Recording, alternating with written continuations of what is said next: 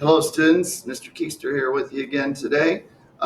Today we are going to be doing, Lab 11.1, which is an acid-base titration. Um, we've been talking about acids and bases here in Unit 11.1, and so we are to that point too that we're ready to do this lab. Now, I have the original do nows, again, as usual, posted on the board here. This is Chem 2. We would have originally done this lab on Wednesday, April 1st. It's kind of funny. Today is actually Tuesday, the 31st of March. I'm here doing this today. So I'm actually kind of only one day off from when we would have done this had we been in class. If you're an honors chem student, we're about a week behind that in regards to date. But don't worry about that. We'll just do it. You'll do this lab as you get to it. So anyway, a little bit background on this. So this is, let me bring up the labs here. Freeze that. And let's bring up the lab. There we go. Okay, so titration, again from our lesson, is a process in which the unknown concentration of one solution is determined by measuring the volume of that solution that is needed to react completely with a particular volume of a standard solution. A standard solution is one of which the concentration is known. In an acid-base titration, which is what we're doing today, and it's actually by far the most common one used, this involves a neutralization reaction, which of course is a double replacement reaction between an acid and a base, in which the end point or equivalence point of the titration is where the solution just turns from acidic to basic or vice versa. This occurs when the moles of acid and the moles of base are equal. An indicator, in this case we're going to use phenolphthalein. There's a lot of indicators that we use based on where the equivalence point of a titration is. In other words, we want to have an indicator that's going to change colors within that range of pH where that endpoint or equivalence point is going to be reached.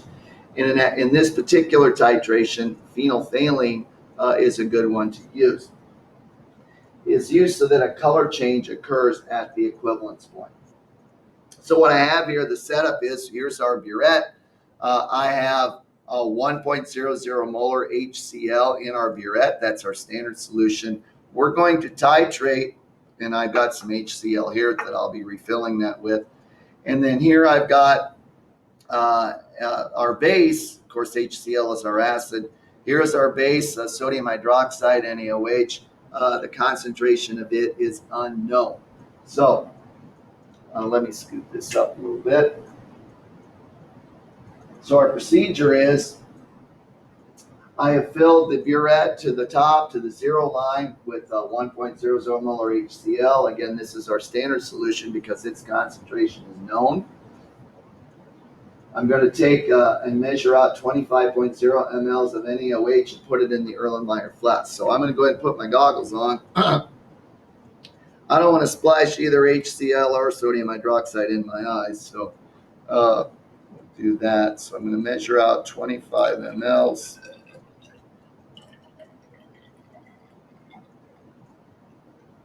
Let's see. Well, we got about 23 in there, so I'm going to use a pipette to get it.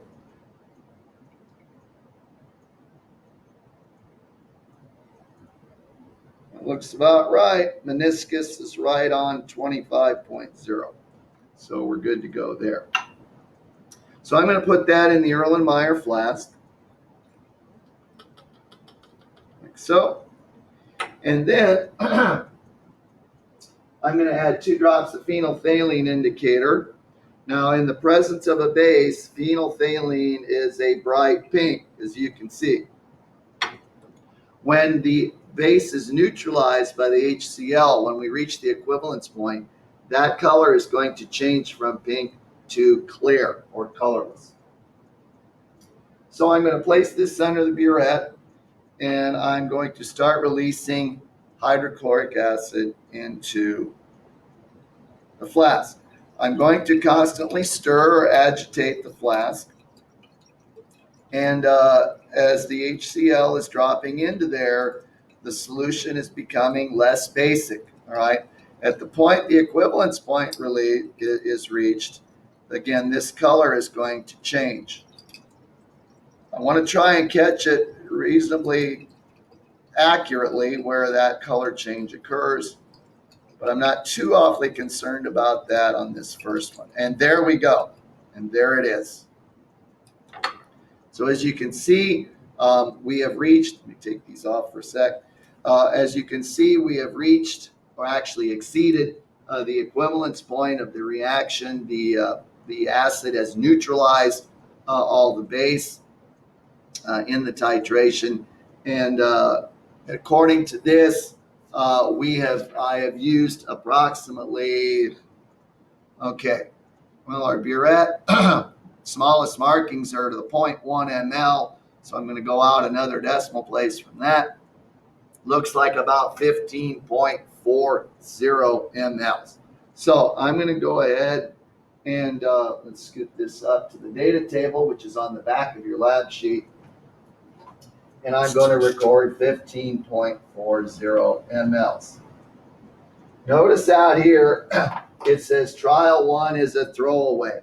This is how we normally do titration. We do the first one to give us a good idea of approximately where the equivalence point is. But as you saw, I kind of had it running in there pretty quickly. And although I was able to turn it off, reasonably fast, once the pink color disappeared, it actually ran over a little bit. So we use that kind of as a marker, trial 1. And when we do trials 2 and 3, we're going to really try and hone in on a much more precise volume. So I'm going to go ahead and, put my goggles back on. I'm going to go ahead and refill the burette. Get this out of the way.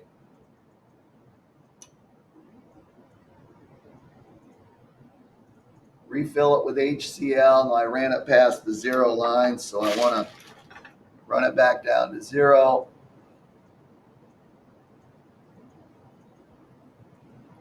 There we go. Raise that back up. I'm going to dump this out. Oops, sorry about that. My phone's ringing. Forgot to turn the alarm off. My wife calling, of course. Sorry about that. Let me turn the ringer off. I'll call her back when I'm done with this. Okay, anyway.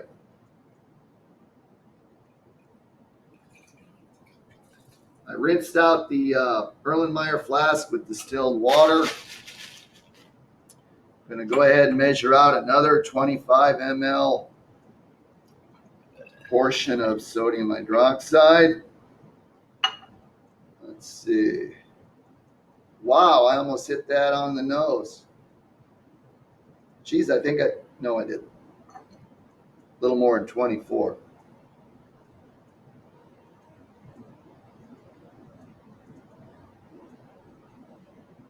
There we go. 25 mLs of NaOH, 25.0 actually. Again, 2 drops of phenolphthalein. Got our pink color back. And we are ready to roll on trial 2. Now, as I said before, trial 1 is basically a throwaway. It came out at 15.40 mLs. I know that's a little too much. And so when I'm gonna run her down to about maybe 14 or so, and then I'm gonna slow the release of the HCl down to a much slower rate so I can try and catch it exactly. Again, I'm going to agitate this constantly. I'm running it down pretty quickly now, just like I did the first time.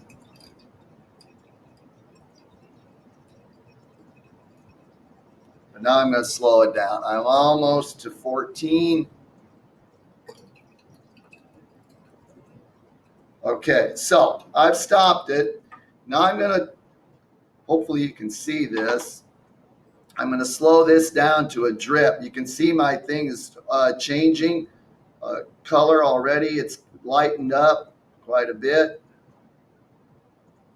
I actually got it down to about 15 already. Probably should have stopped that a little sooner.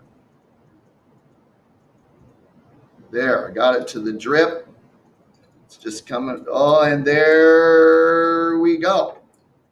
There we go. Bingo. All right. That time we got, let's see. Can't see it. There we go. Little more than 15.1. I'm going to say about 15.12. There we go. So again, that's fairly close to the first one, but this one is definitely more precise than this one was.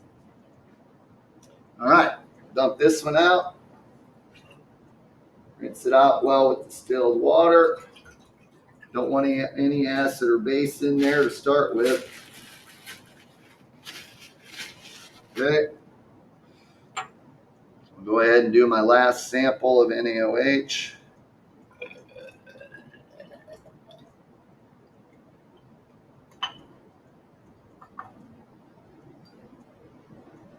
Okay.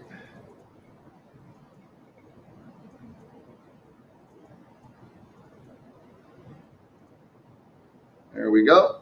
Right at about 25.0 mLs. That in the Erlenmeyer flask. Put our phenolphthalein indicator in there again. Nice bright pink. Lets us know it's basic. Let me refill the burette one last time.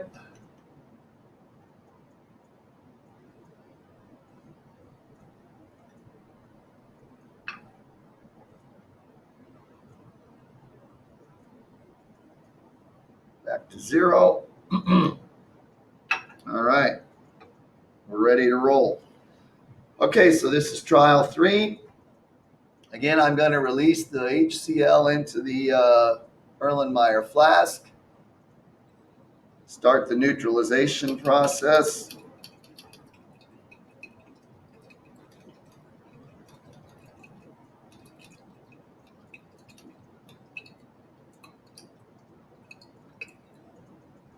Slow her down a little quicker this time. There we go. See, I've got it, if you can see, I've got it down to a fairly steady drip, but it's slowed down considerably. I want to really try and catch this one on the exact drop, although I think I did last time. We'll see. I'm watching it pretty carefully. Oh, there it goes. Boom. Nope, still a little bit of pink. Nope, I don't think there is. Nope, it's gone. That's it. All right. Let's see. Now it looks like we're right at the 15 line. So again, with the 2 decimal places required, 15.00 mLs on that one. Scoot this off to the side here. There we go. A little cleanup here. All right. So on our calculations, so again, we're only, trial 1's a throwaway. So we're only going to use trials 2 and 3. We'll need the average volume that we use for those 2. So of course we would just take these 2, divide it by 2, and get us our average volume, taken out to 2 decimals. Write the balanced equation for the reaction between hydrochloric acid and sodium hydroxide. So again, this is a double replacement reaction. In particular, a acid-base neutralization.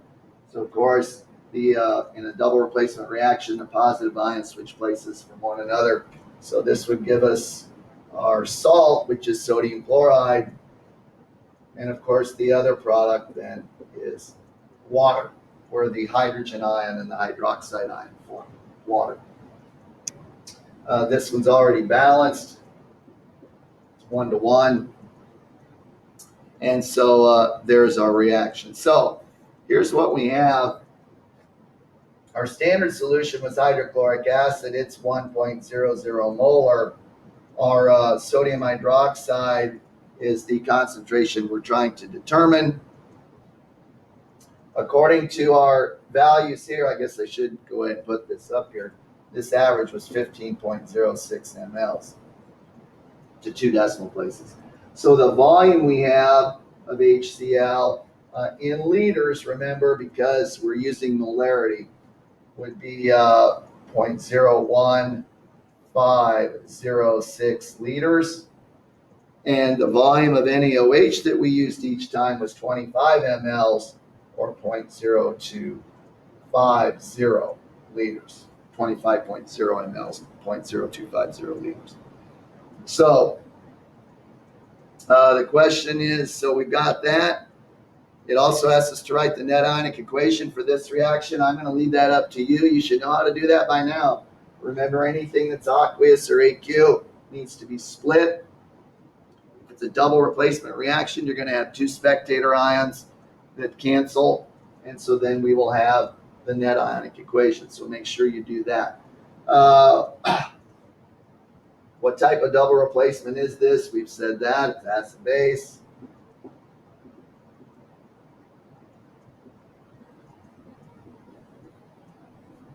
What should the pH of the products be after the titration is complete? Well, if the moles of the acid and the base are equal, all right, anytime you titrate a strong acid and a strong base in which the acid and the base both 100% ionize, all right, remember that's the definition of a strong acid and a strong base, and HCl is most definitely a strong acid. Sodium hydroxide being a 1A hydroxide, a soluble hydroxide compound, is a strong base. That means that the pH at the equivalence point should be neutral, all right, again, which would then be pH 7. So make sure you record that. Number 3, using titration stoichiometry, calculate the concentration of the sodium hydroxide solution. So we went over this in class. I'm going to let you do this on your own, but so HCl is our known, all right, and sodium hydroxide is our unknown. So we would start with the volume of our HCl here, put it over 1. Remember, with we're using volume, we're going to use molarity to get us to moles. So we would use HCl's concentration in step 2 to do that. Mole ratio, again, with the balanced equation, is 1:1. And then remember, in step 4, it's kind of an inverted step 1, whereby you have a 1 on top, and then the volume of NaOH, our unknown, which is right here, would go down below. So do the calculation there, round it to 3 sig figs. Number 4, the theoretical value for the concentration of the NaOH solution. So when Mr. Powell made this solution for me, I asked him to make sure that the concentration was 0.620 molar. So that is our theoretical value. Based on your calculation here in number 3, that will be your actual value. And then go ahead and do a percent error on that. And I think that takes care of it. So this was Lab 11-1, acid-base titration. Hopefully now you understand how an acid-base titration works. And this lab, of course, as with the other labs that we're doing here remotely, will be collected for a grade. I have now posted those instructions in Canvas how to submit that to me electronically. So this is Mr. Keister signing off for Lab 11-1. I'll catch you guys next time. Everybody take care, and I hope to see you soon. All right. See you later, guys. Miss you. I miss you all, believe me.